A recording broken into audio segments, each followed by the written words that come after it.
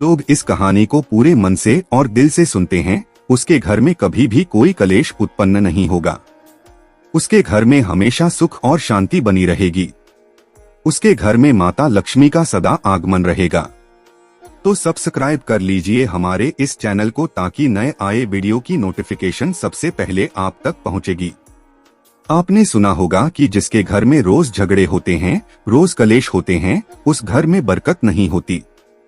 उस घर में कभी माता लक्ष्मी का आगमन नहीं होता, और जिसके घर में सुख शांति होती है, उसके घर में सुख समृद्धि की आगमन होती है, और माता लक्ष्मी का निवास उसके घर पर सदा बना रहता है। इस कहानी को सुनने के बाद हमें यह पता चल जाएगा कि हमें घर में लड़ाई झगड़े क्यों नहीं करना चाहिए, और जिसके घर में लड़ाई झगड़े होते हैं वो उन लड़ाई झगड़ों को कैसे रोक सकता है, क्योंकि घर में सुख शांति का होना बहुत जरूरी है।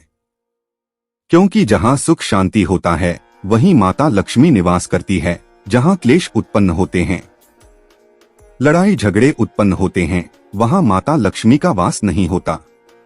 वहाँ पर दुख और दारिद्र्य का निवास होता है। हो सके तो इस कहानी को पूरा सुने। यह कहानी आपके जीवन में बहुत सीख देगी।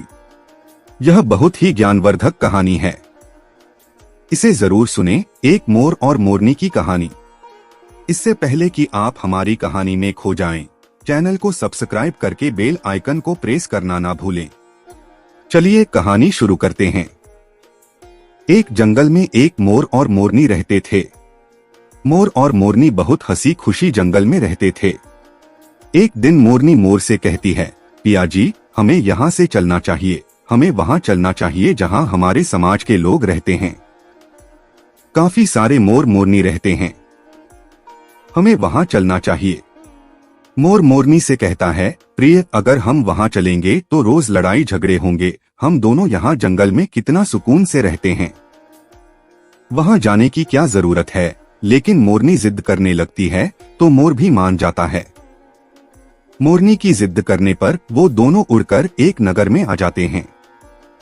उस नगर का राजा पशु पक्षियों की भाषा को आसानी से समझता था। उस राजा ने कराओ शास्त्र की पढ़ाई की थी। कराओ शास्त्र मतलब यही होता है कि पशु पक्षियों की भाषा को समझ पाना। वह राजा सभी प्रकार के पशु पक्षियों का आवाज को समझ पाता था। हर जीव जंतु के आवाज को वह बखूबी समझता था कि वह क्या कह रहा है। दोनों मोर और मोरनी उसी नगर में आ जाते हैं। एक दिन की बात है, राजा अपनी रानी से कहता है कि हे रानी, मुझे बहुत तगड़ी भूख लगी है, आप मुझे भोजन खिला दीजिए। राजा की रानी 36 प्रकार के भोजन बना करके एक हाथ में पानी का लोटा और दूसरे हाथ में खाना का थाली लेकर राजा के पास पहुंचती है। रानी जैसे ही भोजन का थाली राजा के समक्ष रखती है तो एक चावल का टुकड़ा नीचे गिर जाता है। वहीं पर कुछ चींटियां घूम रही थीं। तभी एक चिंटी चावल के टुकड़े लेकर वहां से जाने लगती है। राजा बैठा सब घटना को देख रहा था। उस चींटी के पास में तुरंत ही एक बड़ा चींटा आता है और वह चींटा उस चींटी से कहता है, हे प्रिय, यह चावल का टुकड़ा मुझे दे दीजिए और तुम वापस जाओ और उस राजा की थाली से दूसरा चावल का टुकड़ा लेकर आओ। उनकी बातों को राजा पूरी तरह से सुन रहा था, क्योंकि राजा हर जानवर, पशु और पंछी की भाषा को समझ सकता था। तो राजा वहीं बैठा रहा था जब चींटा चींटी से यह बात कह रहा है कि नहीं, मैं नहीं जाऊंगी। अगर यह बात राजा को पता चल जाएगी तो राजा मुझे मार देगा। फिर चींटा चींटी से कहता है कि तुम जाओ, राजा को नहीं पता चलेगा। चींटी फिर जाने की कोशिश तो करती है, लेकिन फिर आधे रास्ते से वापस चले आती है और चींटे से कहती है, नहीं, मैं नहीं जाऊंगी। हो सकता है राजा को पता चल जाए और राजा मुझे मार दे। राजा उन दोनों को देख रहा था। चींटा को इस बात का भान हो जाता है कि राजा हमारी बात को समझ रहा है। चींटा फिर चींटी से कहता है, देखो, लगता है राजा हमारी बात को समझ रहा है। राजा ने हमारी बातों को सुन लिया है, इसीलिए वो हमें ही देख रहा है। चींटा चींटी से कहता है, अगर राजा ने हमारी बातों को सुन लिया है और राजा किसी और को बताएगा तो उसी समय पत्थर का बन जाएगा। राजा चींटा और चींटी की बात को बखूबी सुन लेता है और समझ लेता है। राजा इस बात को सुनकर हंसने लगता है। जैसे ही राजा को हंसी आने लगती है, राजा की रानी रसोई से बाहर आती है। वह जैसे ही रसोई से बाहर निकलती है, राजा को उसे हंसते हुए दिखाई देता है। रानी राजा को हंसते हुए देखकर सोचने लगती है कि शायद मुझसे कोई गलती हुई है, इसीलिए राजा साहब हंस रहे हैं। रानी राजा के पास आती है और कहती है, हे महाराज, क्या मुझसे कोई पाप हुआ है? क्या मुझसे कोई गलती हुई है कि आप इतनी जोर से हंस रहे हैं? राजा रानी से कहता है, नहीं नहीं, ऐसी कोई बात नहीं है, मुझे बस यूं ही हंसी आ गई। रानी जिद करने लगती है और कहती है, आपको मुझे बताना पड़ेगा कि आप क्यों हंस रहे थे। राजा बार बार मना करता है, क्योंकि राजा को पता था कि चींटी ने कहा है कि अगर मैं चिंटी वाला बात किसी को बताऊंगा तो मैं पत्थर का बन जाऊंगा। इसीलिए राजा रानी को यह बात नहीं बताना चाहता था, लेकिन रानी बार बार जिद करती है और कहती है, आपको मुझे बताना ही पड़ेगा कि आप क्यों हंस रहे थे। अगर आप मुझसे सच्चा प्रेम करते हैं, अगर आप मुझे अपना समझते हैं, तो आपको यह बताना पड़ेगा कि आप क्यों हंस रहे थे। राजा अब धर्म संकट में पड़ गया है। राजा सोचता है, अगर मैं यह बात रानी को बताऊंगा तो मैं पत्थर का बन जाऊंगा, और फिर सोचता है, अगर मैं नहीं बताऊंगा तो रानी का विश्वास खत्म हो जाएगा। रानी बहुत जिद करने लगती है। कहते हैं ना कि प्रिया हट और बाल हट बहुत तगड़ी होती है। इन दोनों हट से हमेशा बच के रहना चाहिए। रानी के प्रिया हट के सामने राजा को झुकना पड़ता है और राजा रानी से कहता है, ठीक है, अगर मैं आपको बताऊंगा तो बाद में आपको पछताना पड़ेगा। रानी कहती है कि अभी तो आप कह रहे थे कि कोई बात नहीं है, अभी आप कह रहे हैं कि मुझे पछताना पड़ेगा। रानी कहती है कि जरूर कोई तगड़ी बात है, और रानी और ज्यादा जिद करने लगती है। तब राजा कहता है कि तब ठीक है, अगर आप नहीं मान रही है तो चलिए मैं किसी जंगल में आपको एक बात बताऊंगा। राजा रानी रथ पर सवार होकर के जंगल के लिए निकल जाते हैं।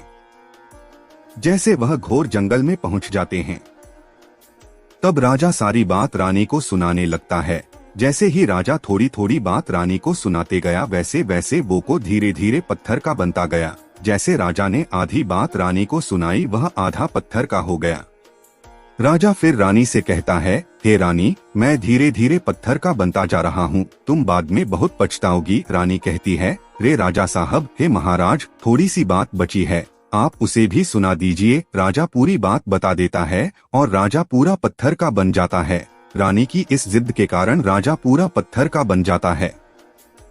रानी रोने लगती है और रानी उस पत्थर को हिलाने की कोशिश करती है, लेकिन भारी भरकम पत्थर कैसे हिला पाती, क्योंकि राजा बहुत ही भारी था।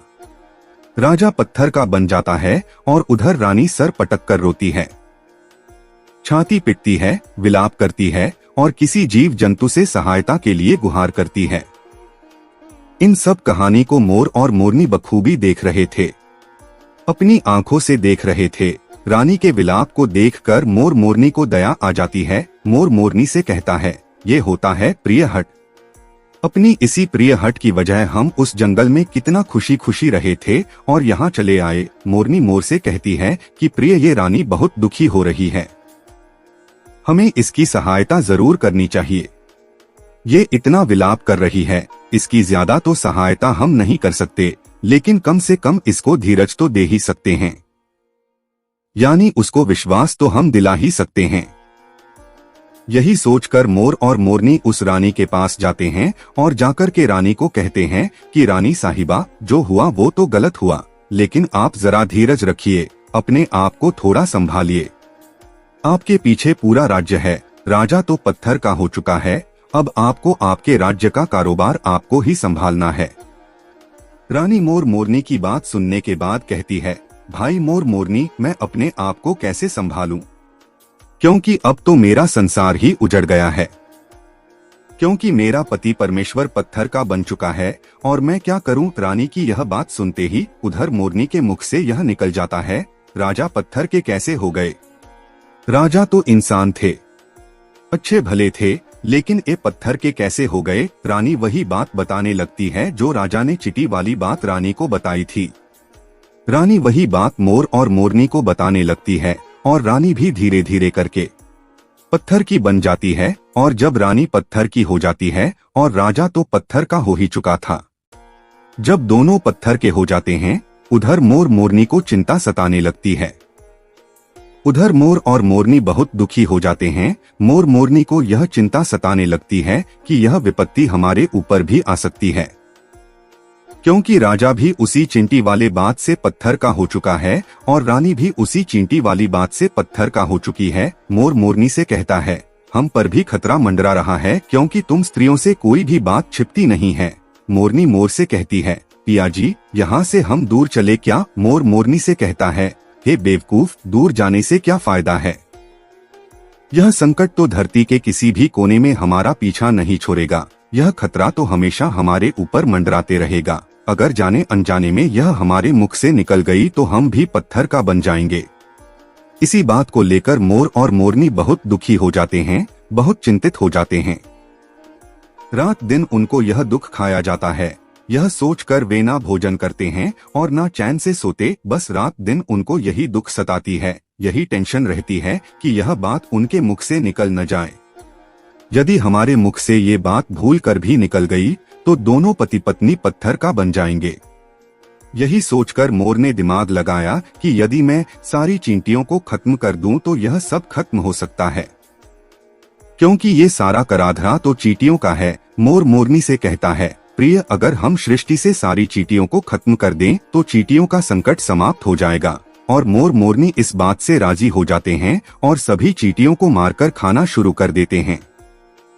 मोर और मोरनी का इतना आतंक हो गया था कि सभी चींटियां डर के मारे और बिल खोद के धरती के अंदर जाकर छिप गई। मोर और मोरनी ऐसी निगरानी रखते हैं कि उन्हें जहां भी चींटी दिखती है तुरंत दबोच लेते हैं। कोई भी चींटी मोर और मोरनी के इस आतंक के वजह से बाहर ही नहीं आती थी। सभी चींटियों ने जमीन के अंदर अपना बिल बनाना शुरू कर दिया और जमीन के अंदर ही जाकर बैठ जाती। काफी समय बीतने के बाद चींटियों को भूख सताने लगी, क्योंकि भोजन तो बिल में मिलता नहीं, भोजन तो बाहर मिलता है। जैसे भोजन लेने के लिए चींटी बाहर आती, मोर उसे दबोच लेता है और उसे जान से मार देता। एक चींटी और एक चिता बिल के अंदर भोजन के लिए तड़पते हुए श्री हरि विष्णु का जोरदार भजन करने लगे। भक्ति करते करते उन्हें ये भी मालूम नहीं था कि वह कहाँ है, कहाँ नहीं है। वे घोर तपस्या में लीन हो गए। अंत में जाकर श्री हरि विष्णु उन्हें दर्शन देते हैं और भगवान विष्णु कहते हैं, चिटी चिटा, जो तुम्हें मांगना है मांग सकते हो, हम तुम्हारे भक्ति से प्रसन्न हैं। क्योंकि चिंटा और चींटी ने निरंधार भक्ति की थी, ना ही कोई जल ग्रहण किया, ना ही अन्न। इसलिए भगवान विष्णु बहुत जल्दी प्रसन्न हो गए और आकर कहने लगे, जो तुम्हें मांगना है मांग सकते हो, हम तुम्हारी भक्ति से बहुत प्रसन्न हैं। उधर चिंटा और चींटी ना जाने कितने दिनों से भूखे और प्यासे थे। दोनों एक ही बात कहते हैं, हे प्रभु, अगर आप हमें वर देना चाहते हैं तो हमारे पेट में गांठ लगा दीजिए। उन्होंने सोचा, अगर हमारा पेट नहीं होगा तो हम बाहर क्यों जाएंगे और मोर मोरनी हमें नहीं खाएंगे। इसीलिए उन्होंने मांगा, हे प्रभु, हमारे पेट में गांठ लगा दीजिए। भगवान विष्णु कहते हैं, तथास्तु, और चींटियों के पेट में गांठ लग जाती है। आज भी उन चींटियों के पेट में गांठ लगी हुई है। चींटियों का पेट नहीं होता। फिर चिंटा और चींटी भगवान विष्णु से कहते हैं, प्रभु, हमारे पेट में तो गांठ लग गई है, लेकिन अभी भी हमें मोर और मोरनी से खतरा है। मोर और मोरनी हमारे इंतजार में अभी भी ऊपर जमीन पर बैठे हैं और जैसे ही वे लोग हमें देखेंगे वे हमें मार देंगे। भगवान विष्णु मोर से कहते हैं, हे मोर, तुम चींटियों का शिकार करना बंद कर दो। इसमें चींटियों का कोई दोष नहीं है। जो दोषी था वो राजा था, क्योंकि राजा ने कराओ शास्त्र की पढ़ाई की थी, इसीलिए वो सभी जीव जंतु का भाषा को समझने में सक्षम था। उसके साथ साथ वो जिन भाषा को समझता था उनका रूप बदलने में भी सक्षम था। पशु पक्षियों का वह रूप धारण किया करता था और जब वह राजा रूप धारण करता था उन पक्षियों के साथ संभोग भी किया करता था, और जब वो पशु पक्षी गर्भ धारण करते थे तो वो उन्हें छोड़ करके इंसान बन जाता था और फिर ऐसी पशु पक्षियों पर वह जोर से हंसता था। इसकी ऐसी मूर्खता के कारण ही आज ये राजा पत्थर का बना पड़ा है। मोर कहता है, हे प्रभु, उनकी पत्नी का, उनकी रानी का क्या दोष है? श्री हरि विष्णु कहते हैं कि उनकी पत्नी भी उनके इस पाप में भागीदारी है, क्योंकि उनकी पत्नी अगर उनको रोकती तो वह इतना बड़ा पाप नहीं करता। इसीलिए उनकी रानी भी इस पाप की भागीदारी है, इसलिए आज वो भी पत्थर का बन चुकी है। श्री हरि के समझाने के बाद मोर उनसे कहता है, हे प्रभु, पर इस बात को हम किसी और से कहेंगे जो कि रानी ने हमें सुनाई है, तो क्या हम पत्थर के बन जाएंगे? श्री हरि विष्णु कहते हैं कि तुम्हारा यह श्राप अब समाप्त हो चुका है, तुम्हें किसी से कहने पर कोई फर्क नहीं पड़ेगा। आप किसी से भी कह सकते हैं, तुम्हारे ऊपर से खतरा टल चुका है। मोर और मोरनी बड़ी प्रसन्न हो जाते हैं। उनका खुशी का कोई ठिकाना नहीं था। श्री हरि विष्णु अंतर्ध्यान हो जाते हैं और चले जाते हैं, और इधर मोर मोरनी का खुशी का कोई ठिकाना नहीं था। अगर किसी जानवर को, किसी पशु को खुशी होती है तो वह झूमने लगता है, नाचने लगता है। यही बात मोर के साथ हुआ।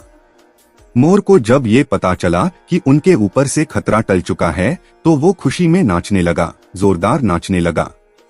उसकी खुशी का कोई ठिकाना नहीं था। वह खुशी के मारे पागल हो रहा था। फिर जैसे ही मोर खुशी के मारे अपने पैरों के नीचे देखता है कि फटे बदसूरत पैर मोर के बने हुए थे, मोर अपने पैरों को देखकर रोने लगता है। मोर सोचने लगता है कि पहले मेरे पैर इतने सुंदर थे, लेकिन आज इतने फटे और गंदे कैसे हैं? मेरा पूरा बदन सुंदर है, लेकिन मेरे पैर इतने फटे और बदसूरत कैसे हैं? मोर के पैरों का फटने का कारण चींटी खाना था, क्योंकि उसमें बहुत सारी चींटियां मार मार कर खा गई थीं और मोरनी भी उन्हें खा गई थी, इसीलिए उनके पैर फट गए थे। आज भी कोई इंसान अगर चींटी खाता है तो उसके शरीर में छोटे छोटे दाने पड़ जाते हैं। यदि आप ज्यादा मात्रा में चींटी खाओगे तो आपका बदन भी फटने लगेगा। सांप केंचुली क्यों छोड़ता है? क्योंकि सांप चींटी खाता है और इसीलिए उसके शरीर में फट जाता है, अलग हो जाते हैं। इसी तरह मोर के पैर फट गए थे और वे बदसूरत हो गए थे, इसलिए मोर अपने पैरों को देखकर जोर जोर से रोने लगा। मोरनी मोर को धीरज रखवाती है और कहती है, जो हुआ वो तो हो गया, रोने से क्या होगा? मोर नाचता और जोर जोर से रोता है, इसलिए उसकी आंखों से आंसू की धारा बह रहे थे। मोरनी मोर को धीरज रखवाती है और उसके आंसुओं को नीचे गिरने से रोकती, लेकिन रोक नहीं पाती। मोरनी के हाथ तो है नहीं, लेकिन अपनी चोंच से एक एक आंसू को उठाती और अपने मुख में रखने की कोशिश करती, लेकिन कितना अपने मुख में रखती, सीधे मोरनी के पेट में चले जाते। इस तरीके से हर बार मोरनी मोर के आंसुओं को रोकती और मोर नाचता और खूब जोर जोर से रोता। मोर के आंसुओं को देखकर और मोरनी के प्यार को देखकर भगवान श्री हरि फिर से दर्शन देते हैं और मोरनी को आशीर्वाद देते हैं और कहते हैं कि तुम्हारा प्रेम ऐसे ही सदा बने रहे। इस आशीर्वाद के वजह से अब इसे आशीर्वाद समझिए या श्राप, इसकी वजह से मोर कभी संभोग नहीं कर पाता, क्योंकि मोर जब नाचता है तो उसकी आंखों से आंसू गिरते हैं और उन आंसुओं को मोरनी चुगती है और उसी आंसुओं के कारण मोरनी गर्भवती हो जाती है। भगवान श्रीहरि मोर और मोरनी को आशीर्वाद देते हैं और कहते हैं कि तुम्हारी भक्ति धन्य है और तुम धन्य हो। एक समय ऐसा भी आएगा कि तुम्हारे पंख को हम मुकुट बनाकर धारण करेंगे। इसलिए कहते हैं कि जब श्री कृष्ण के रूप में श्री हरि धरती पर आते हैं तो वह मोर का पंख अपने मुकुट में धारण करते हैं। इस कहानी में बस इतना ही और हम आशा करते हैं कि इस कहानी से आपको बहुत कुछ सीखने को मिला होगा।